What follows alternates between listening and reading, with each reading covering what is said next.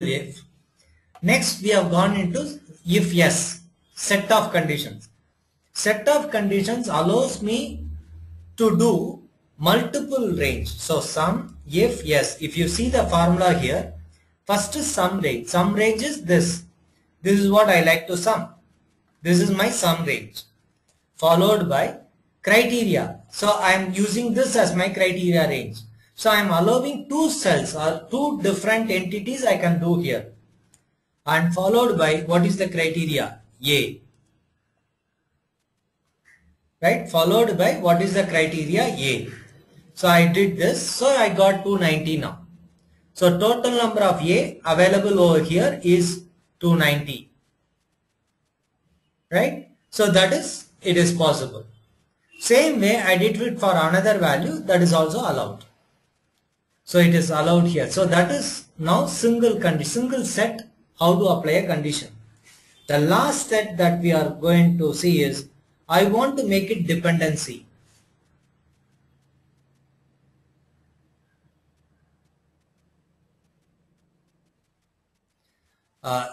Right? Dependency is about multiple conditions we are trying to use. So there is a question asked, can you give details for which conditions formulas can be used? Can you give details for which conditions formulas can be used? There are so many cases where we use, especially all our metrics. Ultimately all this is for the metrics calculation, quantitative analysis, not qualitative analysis, quantitative analysis. If I need to do a quantitative analysis, I have to use all these ranges. For example, let me take up the next example I am going to take when I come to the pivot table. There you may understand this better, right? So till that you just have to wait for some time. Next is what I am trying to go here. So if you have any more questions on this, please let me know before I move on to the next topic, that is count if yes, count conditional set of conditions. Right? If you have any more questions, please let me know. Fine. I don't have any questions pending. So let me move on to count if yes. Count with set of conditions. When I say set of conditions, it is always and. That is clear. Very clear now. Let me go like this. I have it over here to give an example on this. Count means it will give how many records. How many records matching the statement. How many records not matching the statement. That is what the count is all about. How many records matching the statement. How many records not matching the statement. Let me go here. April, May, June. Right? Here I call it as name / month. So name as usual A, B, C. I like to see April A is 100, May is 100. This can be a sales volume. This can be a purchase volume. Anything it can be. I am giving all the values same first. Then I will try to change the value so that you can understand easily over here. So now the question count. We want to count how many names has value 100 in, right? So how many values? Count how many name has value 100. This is one of my requirement. So how to do it? Another important thing is you have a called wrapping. I can wrap the text because you can see now this text is extending to the other fields. So I like to wrap it. I can do it like this as well. So click on wrap button in the top.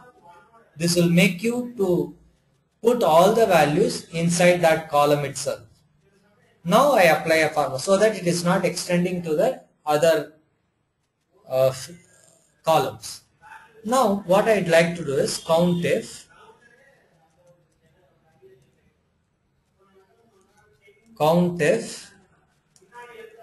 right. I now COUNTIF yes. Yesterday we have seen COUNTIF criteria range. I am trying to now, what I am trying to do is count how many name has value 100, how many names, so that means all the three, right? All the three matching 100. So this is one, this is the first name matching.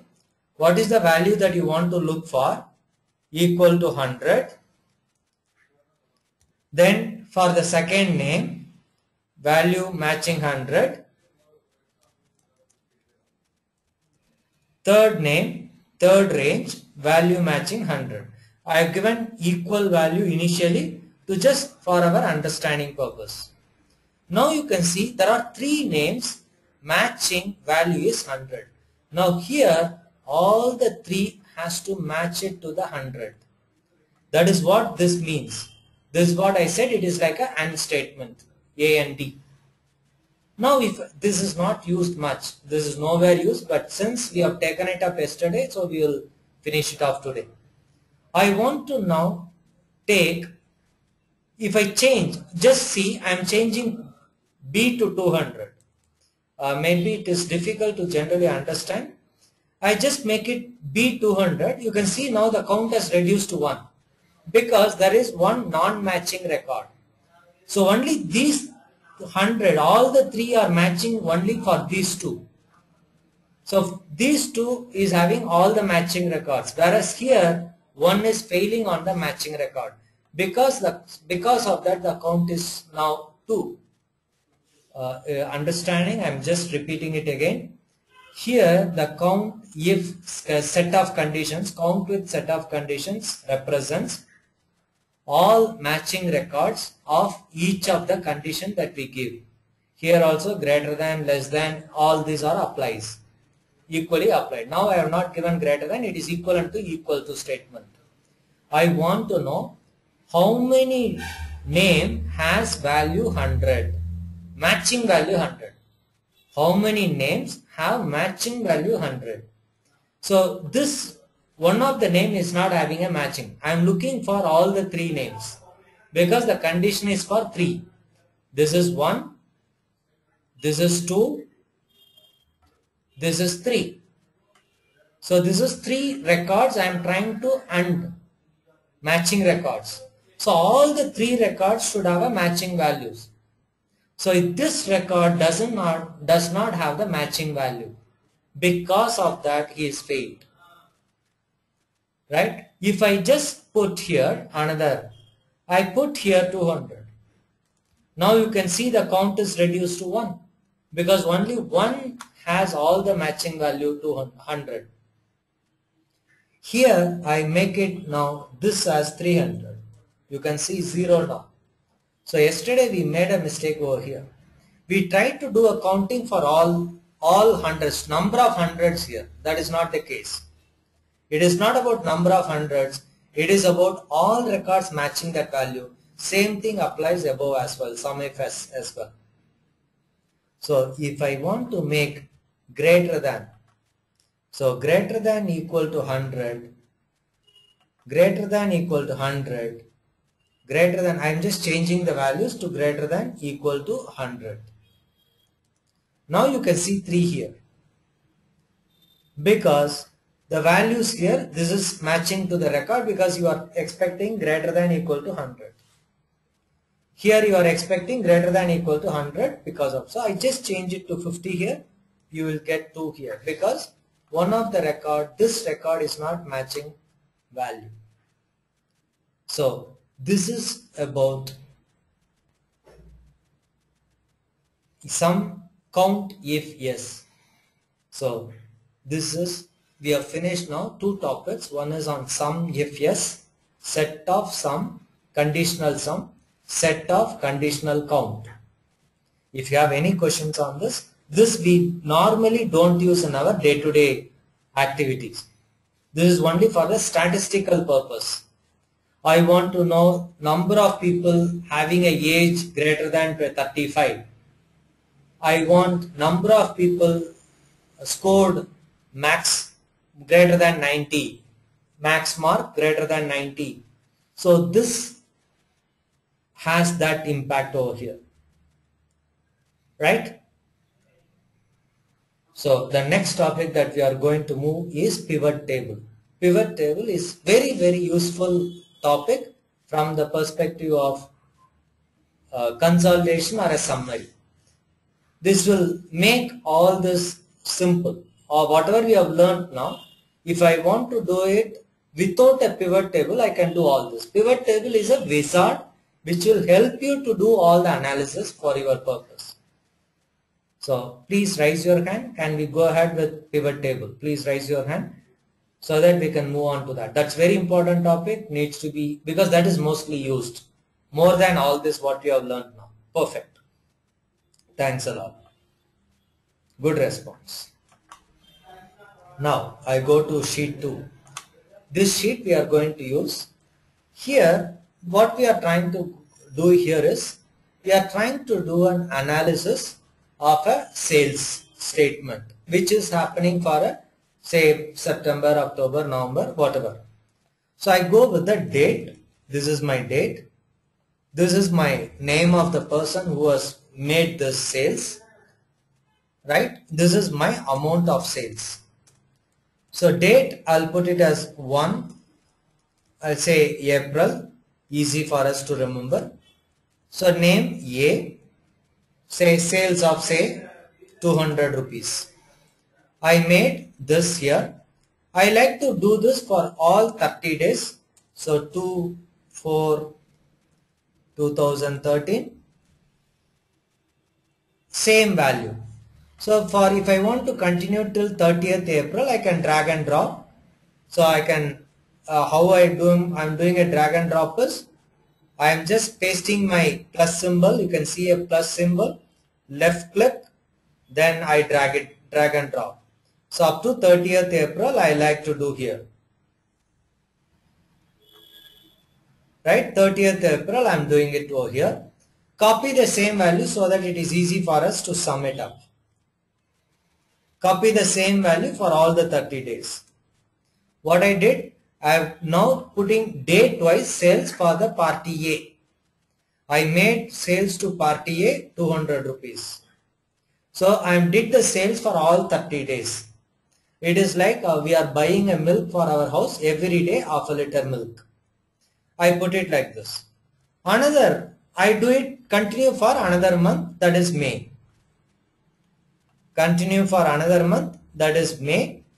May also I like to put it for, let us take only 2 months for time being, for party A.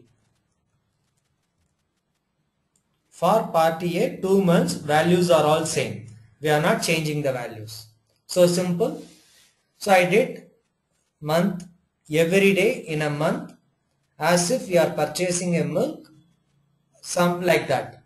I purchase say 1 liter of a milk or half a liter of a milk continuously for 2 months I have done.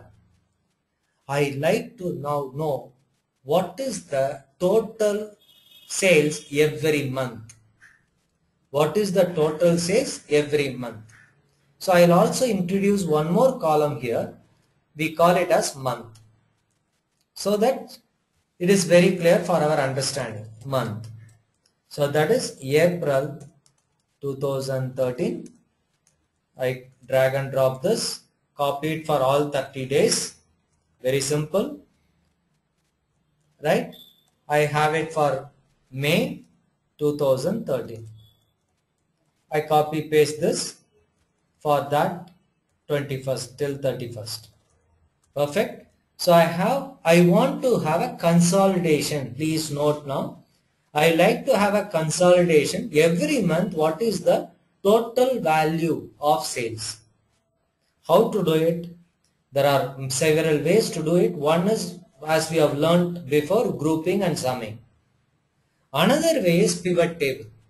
So pivot table gives you that opportunity of doing that in a simple way. For doing it, first is you block it. Block these records that you want to map.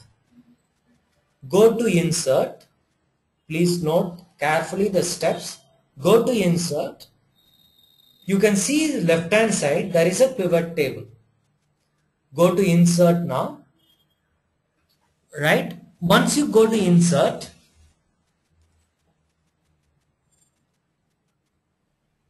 there is a delay.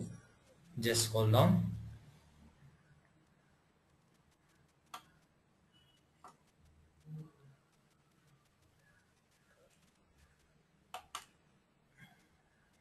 Yeah.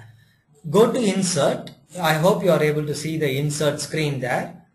Click on pivot table. You click on pivot table. Right? Select the pivot table. I have selected it. Once you click on pivot table, I want to do a table or a chart. Chart we are not into now. We'll go with the table now. So I have already blocked. So you can see that blocked here, sheet to A to D. All contents of A and D. That's what it means. All contents of A and D. Table, sheet do, exclamatory mark, $A, $D. That means it is a static A till static D. All the values of A and D. If I want to use external source, of course I can use external source as well. Where you want to put this? I want to put it now onto the new sheet. New worksheet, I like to transfer these values. That's fine. So I have now selected range of table. I can select it like that, or I can select it through this as well. This icon. Red color icon over here that you are able to see it here. Right? I say now OK. When I click on OK, you can now see the new sheet has got opened, sheet 4. In this sheet 4, you are able to see now there is a pivot table field to the right. You can see now there is a pivot table field list. There is a filter over here, report filter, column labels, row labels, values. These are all become much easier compared to your previous versions of Excel sheet. I hope most of you is holding 2007 as an Excel sheet. 2003 you will have a different formatting. So what I like to do here, what do you want to do? I like to now sum all the values for a month. So you can see now row tables month. Right? What do you want to do? I want to amount. I like to drag and drop that amount to the values. So I just uncheck this. I can drag and drop from here amount to the values. So it is saying count of amount. It is not a count of amount. Double click on it or just select value field settings. You can now see here, I don't like count, I want sum. Sum of amount, you can see here 1/4/2013, sum is 6,000. Already it has come. Right? So this is actually month. So I want month now. Perfect. I say OK. That's it. My pivot table is ready now. So here I format the cell. I format the cell because I don't like this to be in 1/4/2013. I like this to be MMMYY. So format painter, I can do that as well. Format painter, paste it over here. Right? So this option has got come in now because it is allow you to change your filtering option.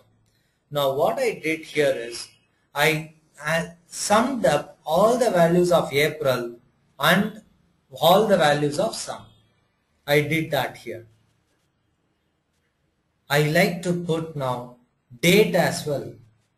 So drag and drop the date and put it onto row labels if you want it as a sub columns. You can see here in the right hand side, left hand side, April, I get, if I collapse that April here, you can see now for each date what is the value. It automatically applies the filter. Very, very useful feature, very important feature. Right? So may like that, all may. So if I don't want this, drag and drop, I don't want this. So just remove it off. I want date wise filter. Put that date onto the report here. So now you can get the date here. I want 1/4 alone. So only one data will come. Right? I want, so this is because it is a filter. So if I don't want, if I want multiple selection, so I can put multiple selection. I want for 4 days, what is the amount? So 4 days amount is 800. If I don't want report, I select the report, put it back above. So that means report filter is removed now. So pivot table allows you to configure the data from the previous sheet on this sheet. One of the difference between the pivot table and the formula is, if I change any data to sheet 2, it will not be applied on sheet 4. If I change any data in sheet 2, I have to redo this pivoting.